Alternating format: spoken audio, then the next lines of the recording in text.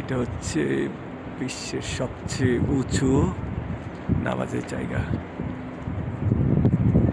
এটা দুইটা building, twin টাওয়ারের মতো দুইটা বিল্ডিংকে কানেক্ট করছে এবং এই জায়গাটাকে হারামের অংশ হিসাবে নামাজের জায়গায় বানানো হয়েছে। খুবই নাইস ফিল।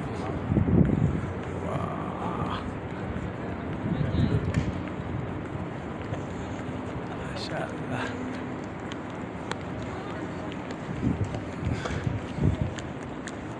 পুরো জায়গাটা অস্থির একটা ভিউ।